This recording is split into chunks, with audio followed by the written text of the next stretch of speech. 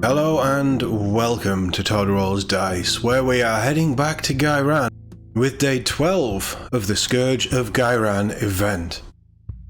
And we're here, in a blaze of glory.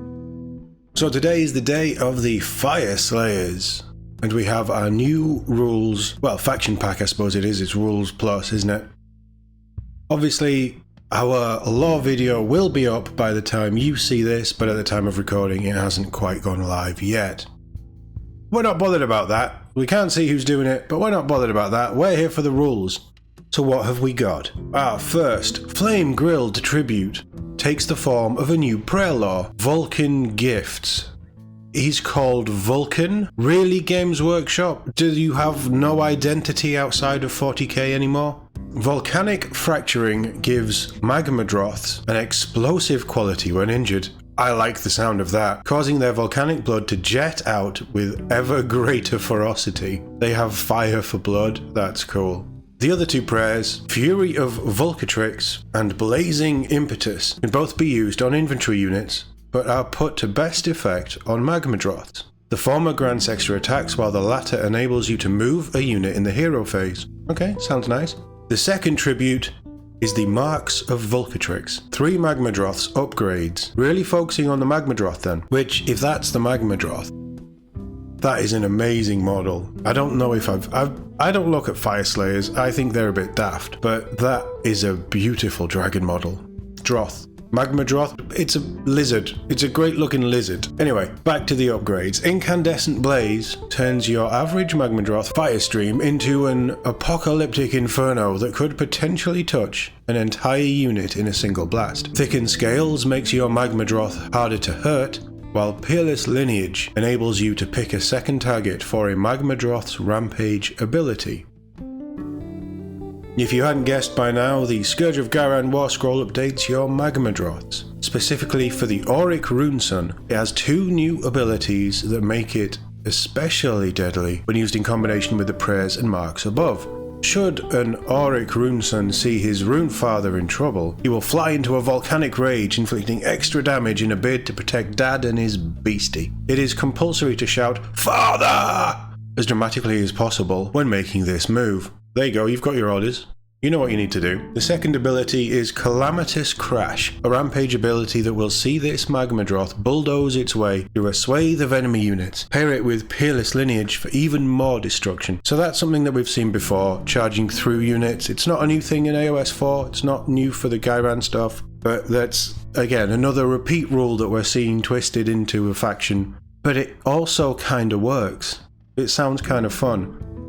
So we just have the 1 unit as they've said. Instead of the 2 War Scrolls, we've just got the Auric Runeson on Magmadroth. And if that's the model, that's amazing. I want one of them for a 40k conversion. Why is Sigmar always getting converted into 40k? Because Sigmar has the second best models to Necromunda? Maybe? But that, just as a dragon, like this bit, the dwarf on top can shove off. I'm not bothered about him. The Magmadroth looks incredible. How have I never seen that model?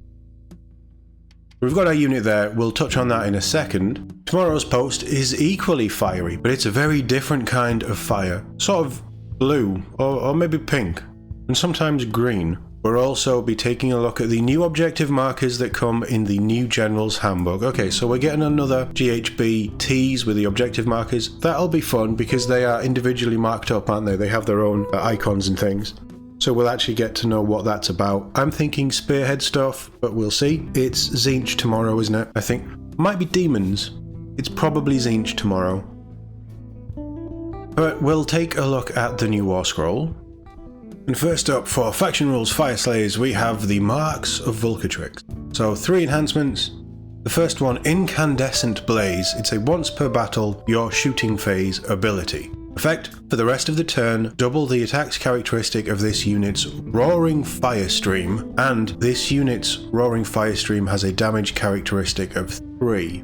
I have a feeling that we will see Roaring Firestream in a moment, but that sounds like quite a nice boost. Our next one, Thickened Scales, is a passive effect. Subtract 1 from the rend characteristic of weapons used for attacks that target this unit. Yeah, we're seeing a lot of this, just a general -1 rend for people to take. I will just point out that these are to be used on Magmadroth units. So -1 rend to a Magmadroth unit. Yeah, I mean, yeah, you can't really argue against it, but it's not exciting, is it?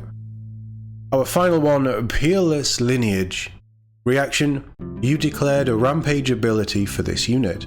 Effect, you can pick another eligible unit to be a second target for that rampage ability. If the ability requires a roll, you must roll for each target. There's some generally nice stuff in there, isn't there? It's just buffing these units. Our prayer law, Vulcan Gifts. So first prayer, and this is the unlimited one, goes off on a 3. Ichor of the Salamander. Declare, pick a friendly Fyreslayers priest to chant this prayer. Pick a visible friendly Fyreslayers monster wholly within 12 inches of them to be the target, and make a chanting roll of d6. Effect, until the start of your next turn, if any damage points were inflicted on an enemy unit by this target's volcanic blood ability, after the damage sequence has been resolved, inflict 3 mortal damage on that enemy unit.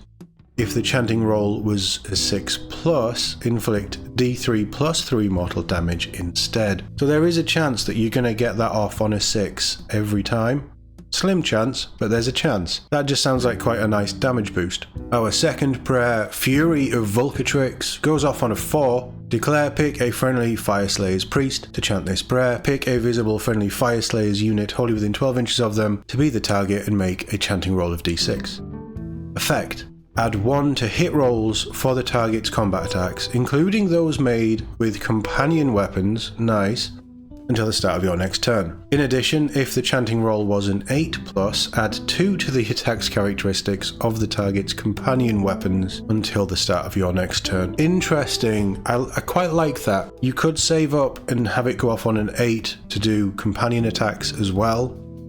But if you're just using it on a normal unit, you can churn that out on 4s. Yeah, okay, that's quite nice. I like seeing stuff like that, that it actually does something slightly different. I like that. It depends what unit you're going on. If you're just putting it on a bog standard infantry unit, +1 to hit, really, really nice. If you're using it on something big with companion attacks, like a big Magmadroth, for instance, you're getting +2 to the attacks and +1 to hit for all of the attacks on the unit combined. But that extra little bit, you got to save up for, obviously going off on an 8 instead of a 4. But that is a nice little thing. You could power it up and then go full on one unit, or you could just drip feed it off on infantry units and just get that +1 to hit. Both options are quite nice. Finally, Blazing Impetus goes off on a 5. Declare, pick a friendly Fyreslayers priest to chant this prayer. Pick a visible friendly Fyreslayers unit wholly within 12 inches of them that was not set up this turn to be the target. Then make a chanting roll of d6. Effect, the target can use the normal move ability as if it were your movement phase. If the chanting roll was a 10+, you can pick another eligible unit to be a second target. Extra movement, generally quite nice. I think that the Fyreslayers are probably a 4-inch movement because they're dwarves. So yeah, that all round just nice, I think, that prayer law. Now we have our updated Scourge of Ghyran War Scroll, the Auric Runeson on Magmadroth.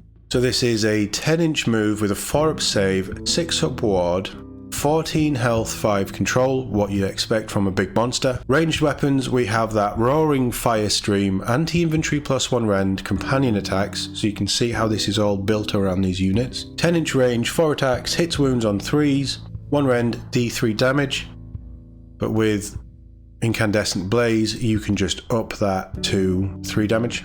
It's once per battle, but still, it's quite nice. Melee weapons, Ancestral Weapons, Anti-Monster +1 rend, 5 attacks, hits and wounds on 3s, 1 rend, 2 damage, and then 2 lots of companion attacks, Magmadroth's Claws and Horns. These will degrade over time, but 6 attacks, hits on 4s, wounds on 2s, 1 rend, 2 damage, and the Magmadroth's Blazing Maw, companion again, 2 attacks, hits on 4s, wounds on 2s, 2 rend, 3 damage. So as mentioned, the Claws and Horns have the passive battle damage trait. So while this unit has 10 or more damage points, the attacks characteristic of the Magmadroth's Claws and Horns is 4. So if it's got 4 health or less left, you're going to be down to 4 attacks instead of 6. We have a once per battle deployment ability, Fire, Blood and Vengeance. Declare, pick a friendly Auric Runefather on Magmadroth on the battlefield to be the target.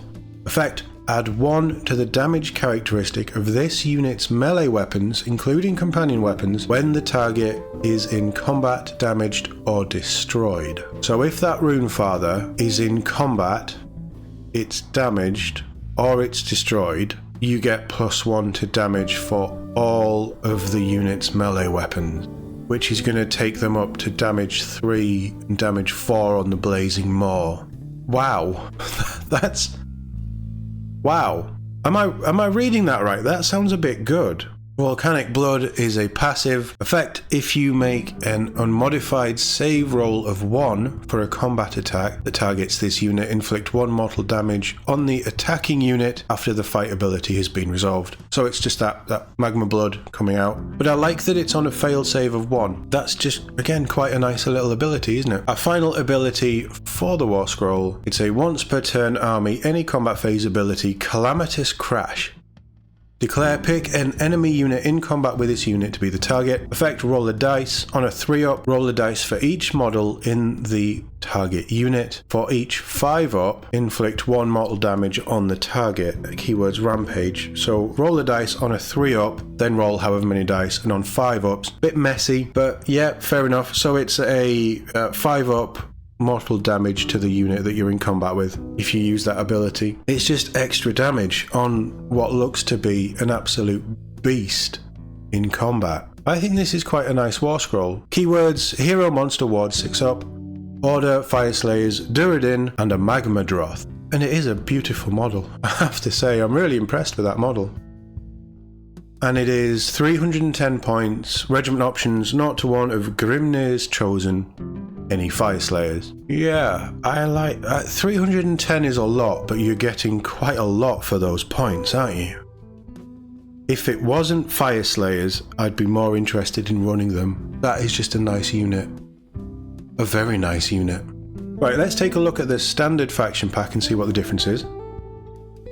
Okay, the standard Auric Runeson on a Magmadroth, 10-inch move, the 4-up save, 6-up ward, 14 health, 5 control, no change there. Roaring Firestream, 10-inch range, 4 attacks, hits wounds on 3s, 1 rend, d3 damage, anti-inventory +1 rend, companion. Melee weapons, ancestral weapons, 5 attacks, hits and wounds on 3s, 1 rend, 2 damage, anti-monster +1 rend.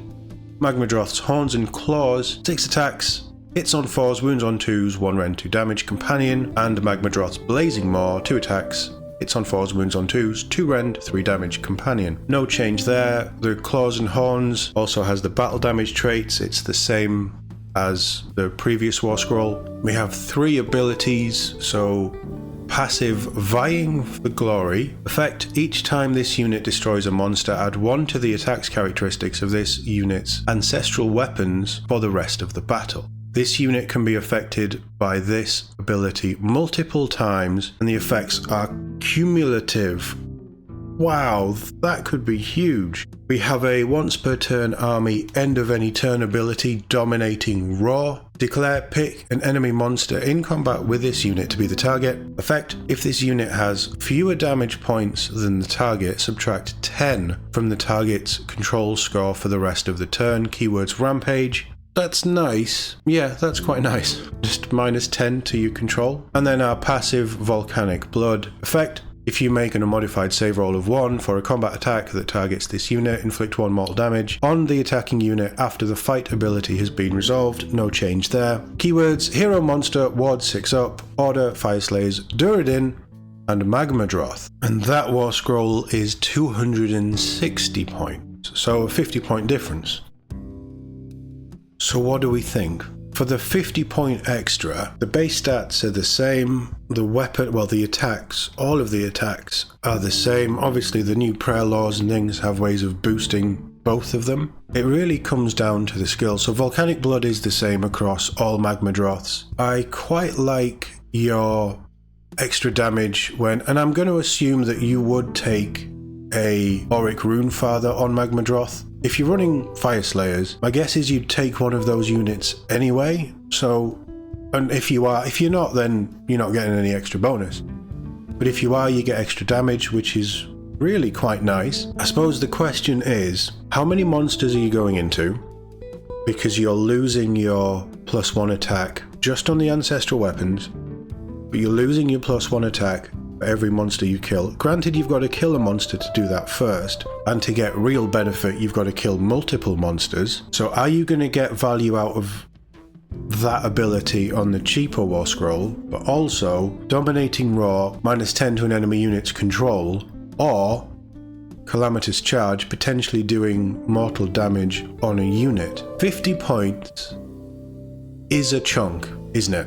But the question again, it always, certainly the last 3 or 4 Ghyran War Scrolls that we've looked at, the question has been, okay, there's a points increase. Generally, I think that the Scourge of Ghyran War Scroll will get more damage through. Well, it will actually get a lot more damage through, I think. But it depends how you want to run your army. If you're building into the Magmadroths, if you're taking a Runefather on Magmadroth, if you're more focused on using them as a heavy hitting piece, I think the new War Scroll is really nice. But if you want to hold objectives and then potentially just have that objective for all the game, Dominating Roar could come into play quite nicely for the standard War Scroll. I quite like the kill a monster, get extra attacks passive on the other War Scroll, and it is 50 points cheaper. I feel like the standard War Scroll has a bit of an identity crisis. You can camp an objective and you can use your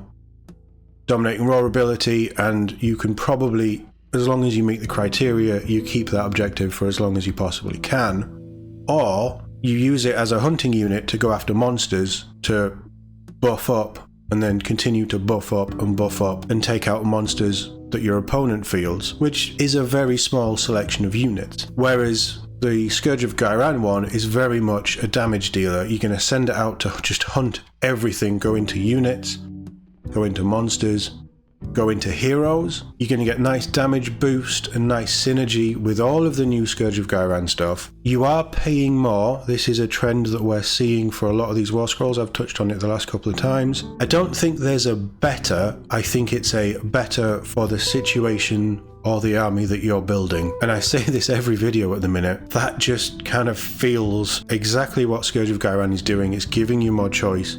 It's giving you different options for units. As we all know, you can't mix and match these units. You pick one War Scroll and you go with up to 3 of Scourge of Ghyran one or the standard one. You can't have 2 of one of another, for instance. But I don't think the extra 50 points actually hurts this War Scroll. I think we're going to see a points increase, which I've mentioned before. But I also think for the extra 50 points, you are probably getting an extra 50 points worth of damage out of this unit. But it is fundamentally a different unit to the other one, if you get what I mean. So on the whole, I really like this unit. I think the other one's pretty good as well. I love how this Magmadroth looks. That is a stunning creature.